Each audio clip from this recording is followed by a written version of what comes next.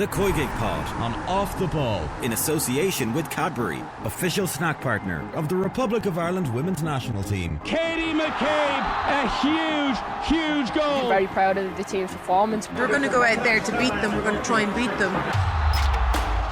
Hello and welcome to the latest episode of the COYGIG podcast. I am Kathleen McNamee and I am joined as ever by former Republic of Ireland international Emma Byrne and league winning captain Karen Duggan. Finally, Karen, you have your moment to bask in the glory and you don't need to worry every time I ask you a question about me. No, I actually don't know what my personality is without the stress of this. That's the way it's been my whole personality for the last year. So yeah, I don't know what version of me you're going to get from now on. How were you feeling when that final whistle blew and you knew it was all over, that you didn't actually have to stress anymore? There are still 2 games left as well, we should say. So like, you've done quite an impressive feat. Yeah, well, I was just relieved, to be honest, because going into another 2-week break, kind of having that time to think about it wouldn't have been great. But yeah, it was unreal. I was emotional. It was weird. Was there a few tears shed? Cannot confirm or deny. Well, I saw there were some great pictures of you celebrating with your parents and stuff, and everyone just looked absolutely delighted. Emma was kind of asking you a little bit before we started recording, and I'm going to ask you the same question again. What was it that set this group apart this year? Just how hard we worked. Like, I mean, I don't think I've ever done a pre-season and actually like committed to it, but like everyone came into the season and they were just like completely motivated. It was a completely different feel because it felt like a rebuild anyway when we were bringing in a lot of young players, and it was just a fresh start and everyone just worked their arses off and it worked in the end.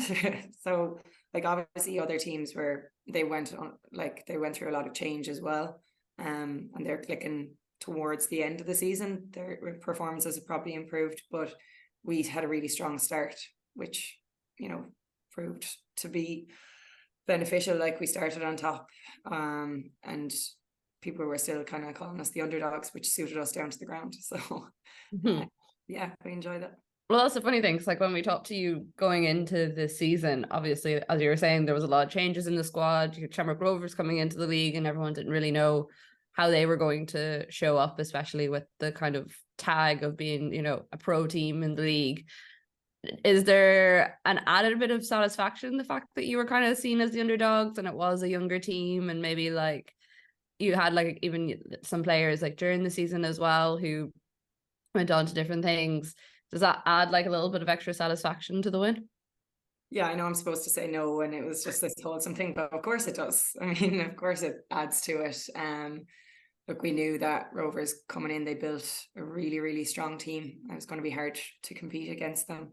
And similarly, Shells, like some of the additions they've made, particularly with the Americans and Canadians coming in, they were a bit of an unknown quantity as well. But yeah, I think it was just different this year. Games that we would have lost last year, we managed to like grind out this year. So I think fitness levels were a huge thing. Just attitude is really good. Like, if you look at most of our wins, a lot of the goals came in the 80+ minute, whereas I don't think we would have had that previously, and I don't know where that came from, to be honest. I think once we did it once, we kind of felt like we could do it. Again, it added to the stress, but exciting all the same. Added to the stress, but all part of the fun. And I'm just very glad that I don't have to talk to you at the end of the league in the same way that we did last season, where you were just utterly devastated. And it felt mean to even bring up the fact that football still existed to you. So when I saw that on Saturday, I was very, very happy for you. 4th time you've won the league, is it? As a club? Yeah. And that makes the 3rd time James won it as well, which is the only manager to ever win it 3 times, which is pretty impressive from a management side. Yeah, really, I'm delighted for James and like the staff and everything. Like, we brought in new voices this year. Cian and Brian, they were a huge part of it as well, and I think we needed that as well. I think James will admit it himself. We needed something, and the new coaches that came in were brilliant. And when we upped our training nights as well. So when you have extra contact time, having different voices really does help keep things fresh and stuff like that. So yeah, it was a proper group effort. I think James was naming people out and his post-match interview, but it genuinely, without any one of those cogs, like, it wouldn't have worked. Day you up to your training nights, was that the amount of nights you trained or the actual training hours you were doing on the specific amount of nights we trained, yeah. Okay, so it went from 2 to 3. 2 to 3, yeah. But plus every single night. You're doing obviously your gym stuff and your own stuff as well. But yeah, like we knew we had to. Every other team was doing it, so yeah. Emma, any wise words for Karen now that she is a league winning captain? What would I know about that? I was never the captain when we won the league. No, just enjoy it. Enjoy it while you can. Next season's going to be different. I think you've already said it. It's such a short season. It's very difficult for the teams that have the new players to mix and to gel and to get going. But there was a few cheeky comments on Twitter as well, which I found quite amusing. There's nothing wrong with a bit of banter in that, but I don't know if any of the other teams would have found it that funny, but I thought it was very good. But no, congratulations. It's nice to see as well, because there was a lot of chat, wasn't there, about certain clubs taking your players, and I don't mind that. Like, players are always going to go for the contracts, but it was more so the fact that they thought we'd just implode was the issue I would have taken with it. Like, there's no problem with girls leaving. Like, it's happened all the way through. And obviously, if you're getting a contract and you have this professional setup, like, there's no animosity towards the girls. It was more so though the people who thought that without them we would just completely implode. That was more of the gripe that we had.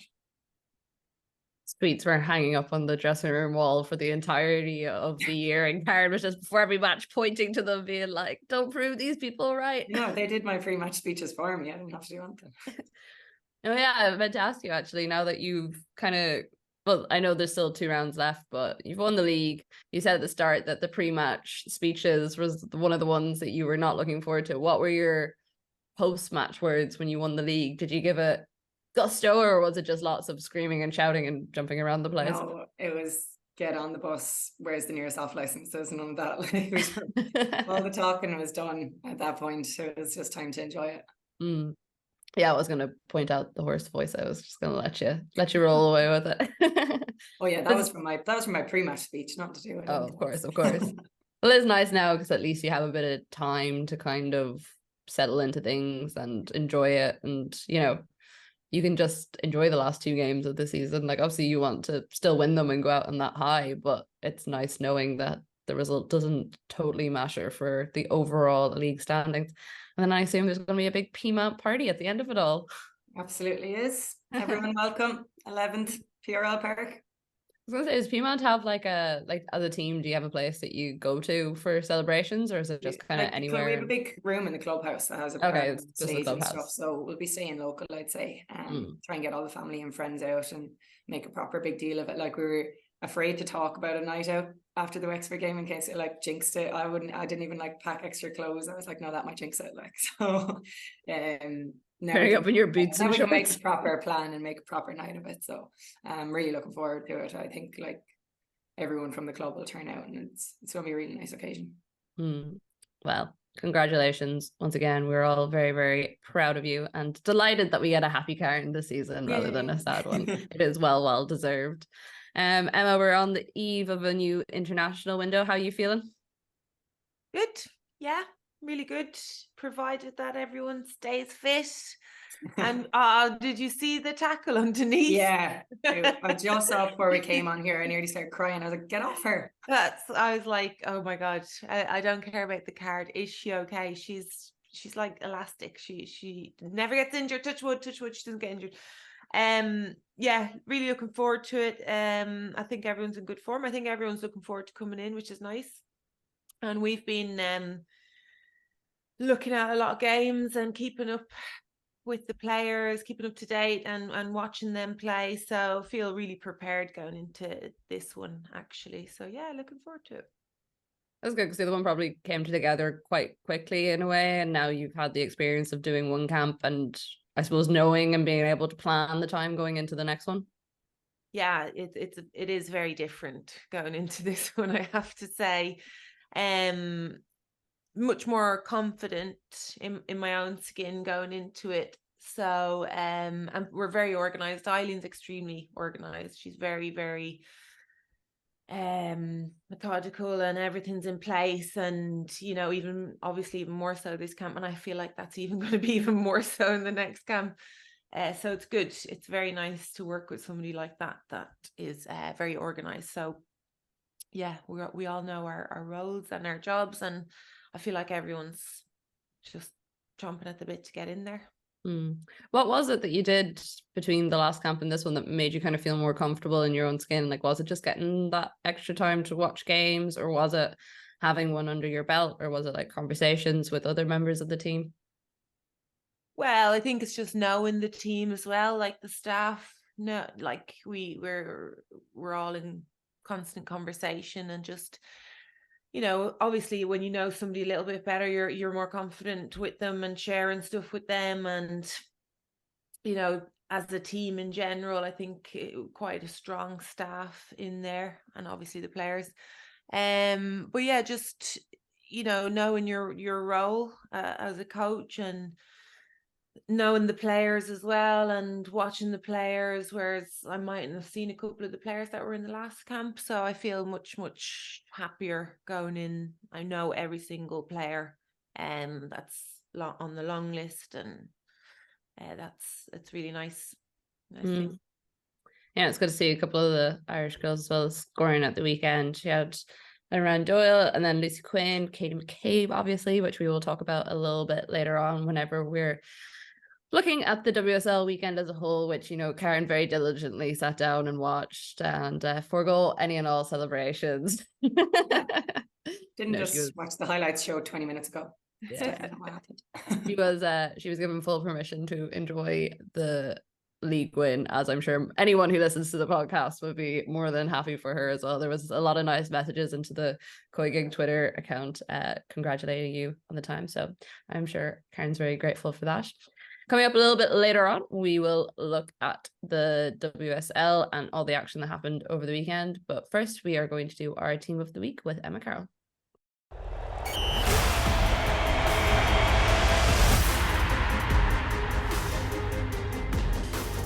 Now we are joined by Emma Carroll for our latest Team of the Week. So are we into the third round of fixtures now? Week 3. Yeah. It's hard to keep up sometimes. It just seems like there's matches happening all the time. Conti Cup and stuff last week as well. And of course, Champions League in the middle of it all, international breaks.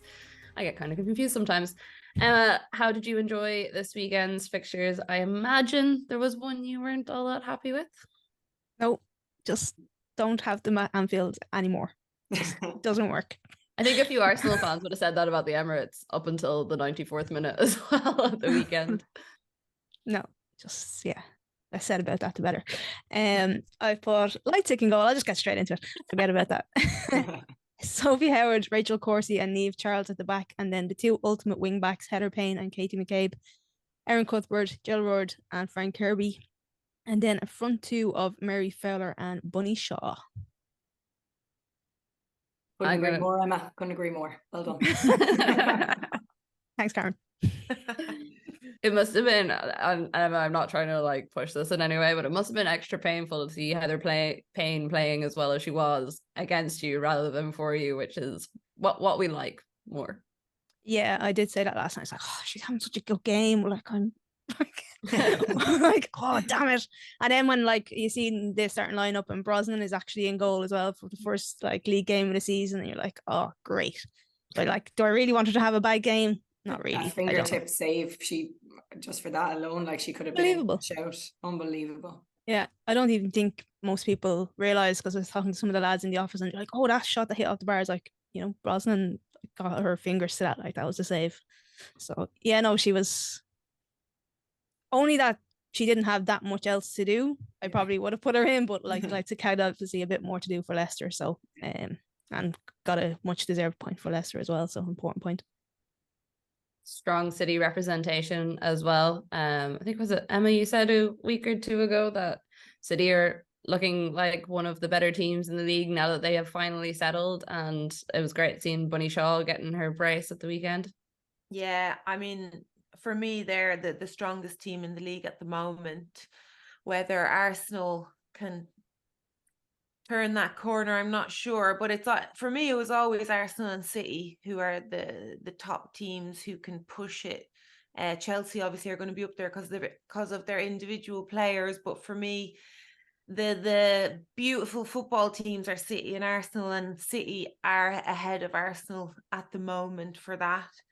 I would have put Brosnan in, Emma. I was going to say I would have put Brosnan in because I just think in terms of her not starting and then starting, that was a massive, massive game for her and Everton because they had a really poor start to the season. So I would have put her in for the fact that I think this might change their season, and I think she will start from now on. And I think because she's starting, Everton are going to be a changed team. So and she really had Heather Payne's back, which I really enjoyed. I loved that when she went for the ref. I was like, "Go on, girl." Yes.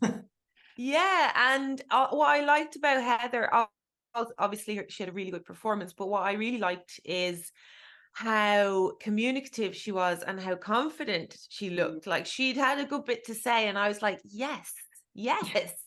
We're trying to like drill that in training. Like you have to communicate, you have to like be strong, you have to be authoritative on the pitch. And I thought Heather was brilliant yesterday. I thought she really showed that.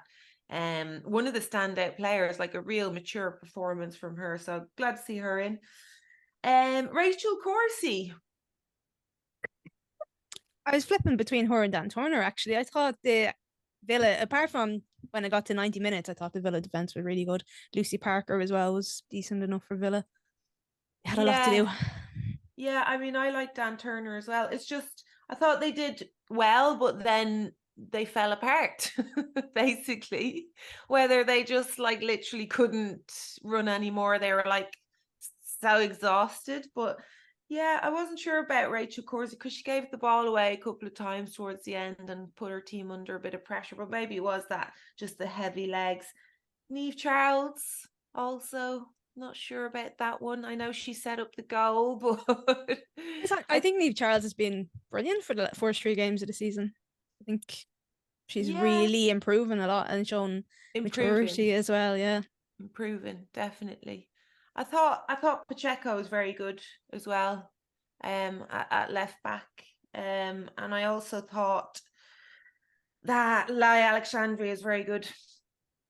Yeah, so she can play in there as well. But yeah, Erin Cuthbert did really well. Frank Kirby, quality defending as well. I thought it's so nice to see Mary Fowler playing also. But in general, I know she was on the losing side, but I thought Nagano was excellent for Liverpool. And I know it's difficult to put someone like that who's after losing on the team, but I thought she was really, really good. And I also thought Sorensen was good, just to mention these players. Not that they would be in the team of the week, but I thought she was excellent. And we love a good subs bench on team of the week anyway. Yeah. And then I also thought Asai was very good for West Ham. But yeah, just to note that good subs bench. Emma, you're allowed to disagree with things. That's fine. we don't mind a little Emma head-to-head. The only major one, I would have put Brosnan in there. That's it. But I mean, it's hard to argue against Leipzig either. Like, she's absolute quality. It's going to be a season for the goalkeepers. It's a season for the goalkeepers. Absolutely. Well, we were talking about this, I think it was the last show that you missed, and we were kind of saying it was funny how during the World Cup, our conversation was how many times the goalkeepers had, saved various teams. But then there's been some howlers already this season from the goalkeepers, and it felt like we were going backwards in the conversation a little bit. Even you look at the situation at Arsenal and the debate that's kind of going on there, it just feels like, I don't know, I'm going to be curious to see how it continues on. I love the fact if Brosnan does stay on for Everton, although I'm just slightly skeptical because of how they've used her in previous seasons. Not saying that it's like her talented, like I think she should be the starting one, but Everton don't seem to feel like that. You have Leipzig, other great goalkeepers in the league. I'm not sure, have we seen it yet from across the spectrum? I think it's going to be won and lost on goalkeepers. I really do. I think teams that are going to struggle is because they don't have a very strong goalkeeper, because at the moment what I'm seeing is they're all quite similar. Again, it's the same teams, Brighton, West Ham, even Liverpool I'm putting in there. I think they're quite similar, and I think it is going to be the goalkeepers we're talking about. I'm hoping we're not going to be talking about it when it comes to Arsenal, but we were already talking about it with them. But I think with Everton, I think this is the turning point for Courtney Brosnan, and I think it was very, very obvious that when she's in goal, that the team are more confident. And it just, even when it comes to distribution, like somebody once said that maybe she's not getting selected because of distribution and they're trying to play and blah blah blah, but I thought yesterday she was excellent at that and a big improvement. So I think we will see her playing, and if we don't see her playing, it's going to be a very strange decision for me personally. So strange. Yeah, the distribution one is also strange because presumably you need to be playing with the team so that you're in tune with how everyone, like the movements that they're making and their positions that they're getting in, and you're making sure that they're going where you want them to. So yeah, hopefully she does keep playing. We obviously love seeing her from an Irish point of view, and she's just a very good goalkeeper to watch. Emma, thank you very much once again for your team. Thank you.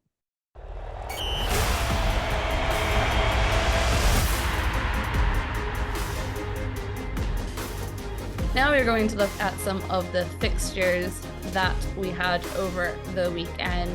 We've kind of touched on some of them already. Arsenal getting that very late, very dramatic win against Aston Villa. I had one of the lads in the office who is a Villa fan teasing me on Twitter just before it all went down, and I was very, very satisfied walking into the office this morning. I also had Tottenham with a big 3-1 win against Brighton, City demolishing Bristol City, Chelsea doing what Chelsea do, Everton getting it over Liverpool, and then Manchester United bringing down your weekend a little bit. Once again, Leicester showing us what they're made of this season. 1-1. I didn't think it was actually going to bring down your weekend, but yeah, and once again, like I feel like the story here isn't so much United as it is Leicester. Could you imagine like the amount of times that we said last season that they were going to probably get relegated, and here they are. I think they're second in the table now. I think City are just ahead of them. We did say last season that we enjoyed watching them more than some of the other teams, and now it's just clicking a little bit better.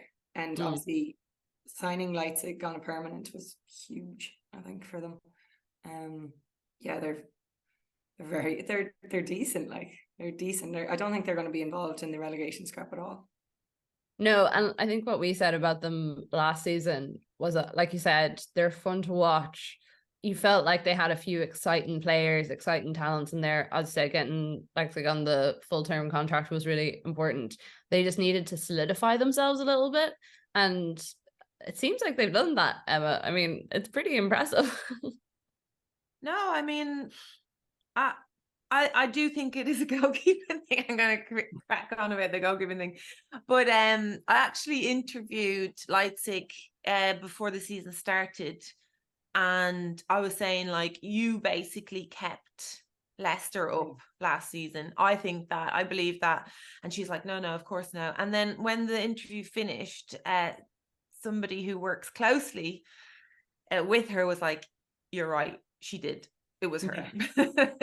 And that's no disrespect to the players. They had to fight very, very hard for it. But I do think she's a massive advantage for them. But I just think in general they just seem to, as you say, all work together. They work very, very well together. I just think defensively they're just more organized. It's very, very difficult to break them down. And I think with the new signings, like, with Cayman coming in there, I think she just strengthens that through the centre. I think through the spine they were struggling a little bit. And I think when they lost Ruby Mace back to City, I thought, oh, that's such a shame. She was a big player for them. But, they signed players, they brought players in, and it's just made them stronger. And I don't think they're going to have a problem this season at all. I think they're going to actually cause a lot of problems for a lot of teams. And it's just a team that you don't want to play against. So yeah, I'm excited. I also think this game showed where what the difference between United and possibly the other top 3 teams is that United aren't as ruthless. I just think they've messed up already. Like, I know they've Champions League. I think the Champions League has completely thrown them off that the WSL, to be quite honest. I think that's been on their mind. You can't afford to play, like, welcome to the Champions League. Like, you cannot afford to play a lesser team or not your strongest team in the league. There's no team you can play against. Okay, maybe a Bristol City, I'm sorry to say, but maybe a Bristol City you can play some of the players that haven't been playing. I don't want to say it in any other way, but you might give them minutes. But other than that, you can't afford to do it. And you have to take it game by game. And yes, you've got a massive game on Wednesday, but you just can't afford to do it. And my idea would be to go in, get some goals at the start, and then try to rest some of those players that you want to rest. But you have to get the job done first. And if it doesn't work out and you're hanging on till the end and you manage to get a 1-0 and those players have played 90, well, then you deal with that problem after it. But for me, I think it was a mistake. Doesn't make sense either in the context of how Leicester have started their season. I know it's only been 2 games, but they've been one of the most impressive teams in the league. They were sitting pretty top of the table going into the game. It feels very short-sighted and I know, like, obviously haven't played them last year, they'll have a certain view of them, but you could surely see that there's been a massive leap in how the team are approaching things in between the two. So yeah, I agree with what you're saying, Emma. I do think the Champions League has thrown them a bit, and I know it's difficult going in and getting someone like PSG first off the bat, but like, sure, City had to go up against Real Madrid. Like, it keeps happening. Arsenal went out to Paris FC, who like then had that complete thriller with Wolfsburg where they had 6 goals throughout the whole match. This is why you build a deeper squad. And I think, Karen, you said it a couple of times about the United squad last season, that the depth was one of the things that you were slightly worried about in terms of who's coming in or who's coming through to keep building on the progress that we've seen over the last couple of seasons. Yeah, and I still think in midfield, like, there's not much options to tinker with it. So you have to stick with your strongest 2, and if it means that their legs run out at a certain point, like Emma said, you deal with it then. But I think that's a problem area.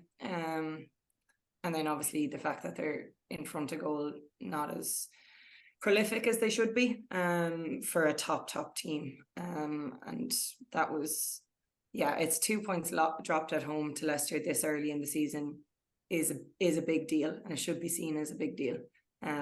Credit to Leicester or whatever, but if Man United have real designs on being consistently part of the title race talk or challenge, they can't afford to be doing things like that. No, definitely not. And especially if they want to have Champions League football next season again as well. Somehow I feel like they're not going to win the whole thing, but they had their chances though. I just want to say they did create stuff. They did have chances, and this is where we talk about Leipzig. She was amazing. So that was a positive, but just not that killer instinct. Just not clinical. And those are the games that you have to be like deadly in front of goal. And it was, I would say, it was 2 points dropped, from their point of view. They just didn't perform. And then we had the late shocker at the Emirates. I said at the start of the show, but there was a while where I was like, maybe we just shouldn't play here anymore. It seems like a place that's only bringing me pain. But then our one and only Katie McCabe popped up, got her classic strike. And then we had Alessia Russo getting her first ever goal in the league for Arsenal, which is very good to see, because I really think once she gets firing a little bit, it's something that she can build on. But kind of seeing similar problems at Arsenal as we've seen already at the start of the season. Like, I saw a stat from Opta earlier that in the Liverpool game, they had 39 crosses, which was like a league record. And then they had 50 crosses in this game, and only 12 of those were accurately placed, which isn't a great return. No, but like, that is how they play. They like to get the ball wide and they like to put it in the box. So are we talking about accurate crosses, or are we talking about players' runs in the area? Like, if you know somebody's going to get on the ball and they're going to put the ball in the box, you have to get players in the box. yes, we can talk about, okay, maybe not put as many crosses in, maybe try to play through the centre. But if, like, I like a team that get wide and put it in. I quite like that. But you're talking about then, can you commit players to get into the area and make those runs and be a little bit more aggressive in the box? Like, he dropped the 2 wide players from the first game against Liverpool. I don't know why, because we ask your wide players to get on the ball and get the ball in the box. It's what they did. And then he dropped it. For me, it's consistency.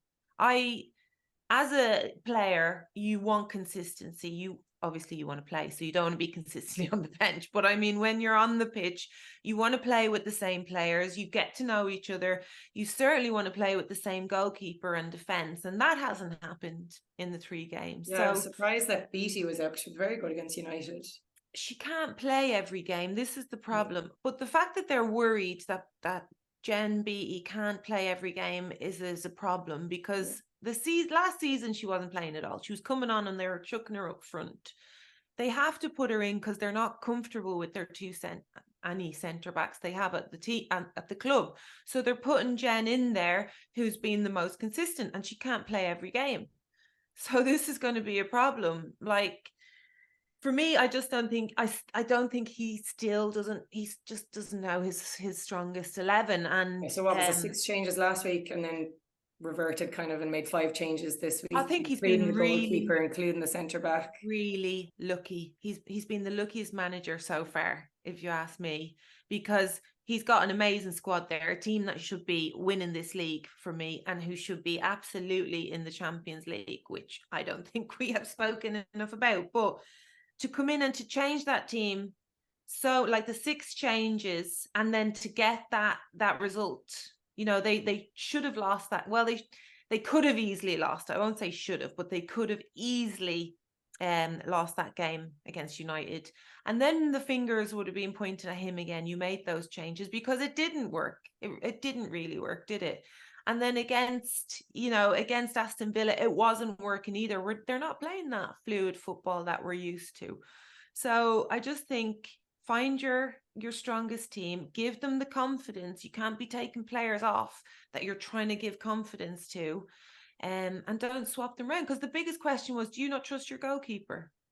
That Zinsberger's sitting on the bench thinking he doesn't trust me. And then everybody else is asking you, do you not trust her? You obviously don't trust her. And then D'Angelo makes this big mistake, so he's thinking, I have to put Zinsberger back in. Like, he's very lucky that it's worked out. That's all I'm saying.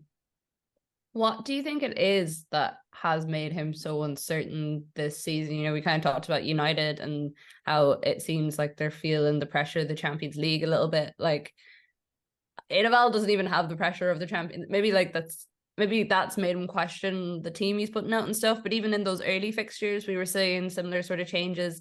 Last season, he wasn't the sort that was putting in these like wholesale changes to half the squad every other game. So what has changed this year? Like, I don't think you can say that they've made signings that are massive enough, or like there's enough consistency in the signings to have so many changes so constantly, because the big thing for Arsenal was the fact that they hammered down those contract extensions for several of the main starters on the team.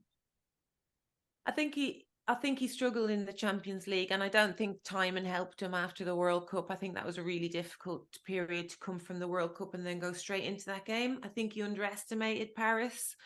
And that was the problem. When you see he brought 3 players on in the second half thinking that was going to change, it was too late. So that was the first initial problem. And I think he's just been trying to catch up on that. Who is the best team? He's got a lot of players in this squad that will be not demanding, but expecting to play. And that's the problem. I feel like he was choosing some players because of the players, not the formation he wanted to play. I think he was changing formation to suit the players who he wanted to play, and not really the game itself, like who he needed to play and the team they were playing and how they could hurt and penetrate the opposition. And I think that's going to be his problem for the rest of the season, because there's going to be players that are going to be very unhappy in that team that are big players. So that's going to be a problem for him, definitely. The goalkeeping situation is a problem, and he made that clear that he wanted a new goalkeeper. that he doesn't want the two goalkeepers that are there. He certainly doesn't want to start them. And then it fell through. So I just think it's just been handled a little bit poorly, to be quite honest. And you have to think about that. If I'm not going to get Mary Earps, if I'm not 100%, I'm getting Mary Earps, then I don't want her.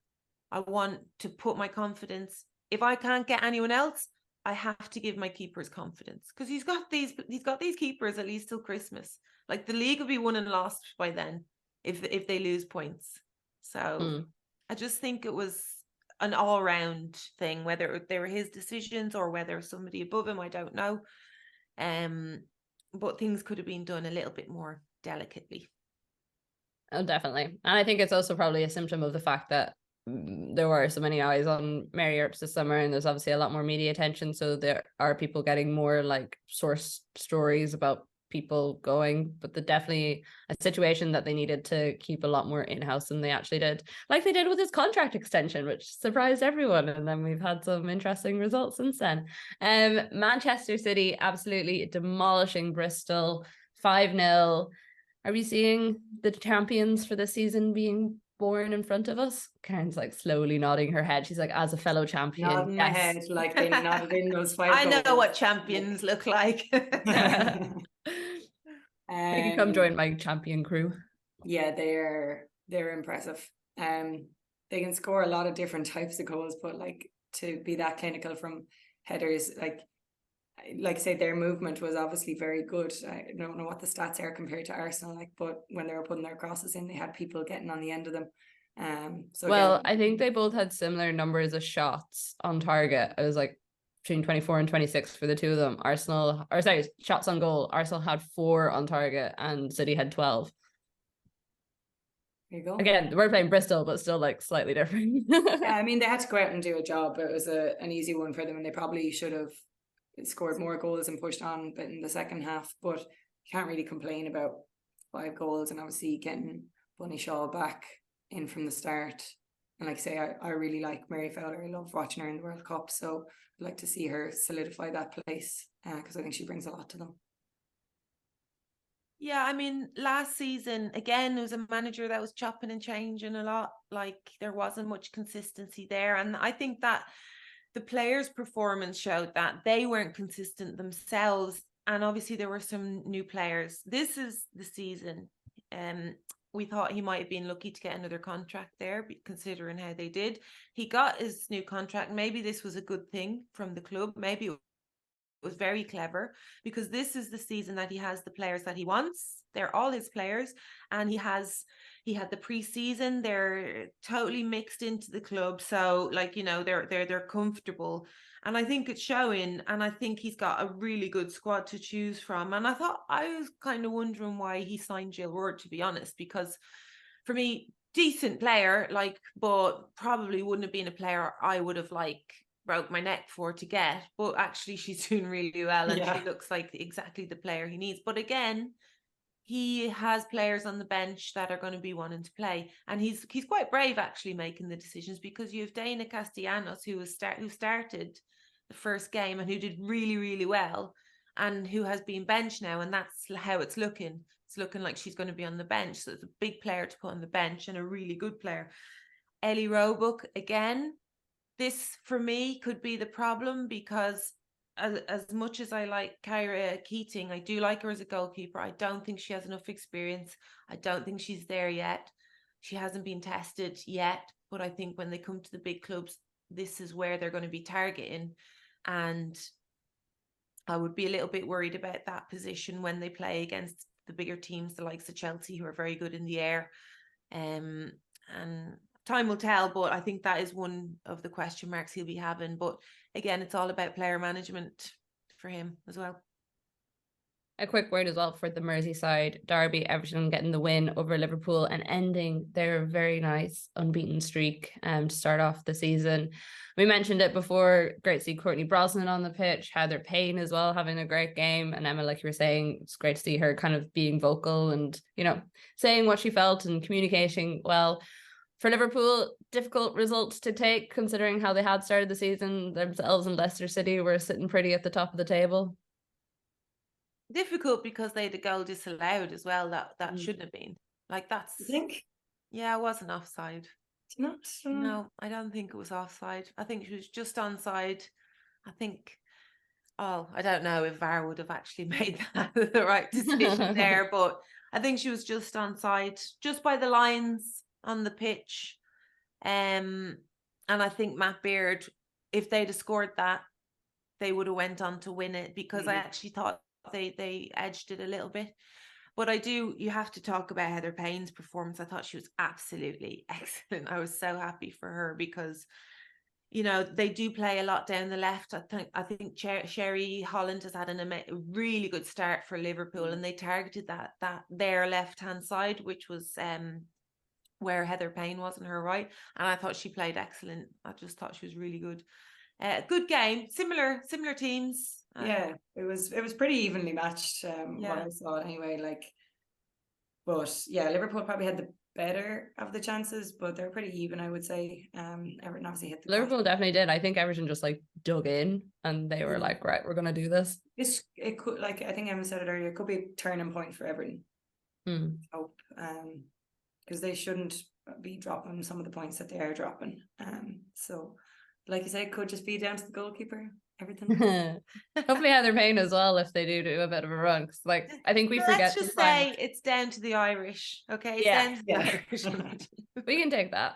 Well, I think it's going to be interesting, because you forget that Heather's just finished college and has been playing collegiate football, and is now coming into the WSL, because in our minds we've just always seen her as a pro player and someone who has done amazing things for Ireland, and she's still very early in her career, and I think that's also something that we forget sometimes too. I think even the fact that she's starting is incredible, because we've seen so many players go and then they don't get a game and then they have to go elsewhere, and the standard that they go to drops as well.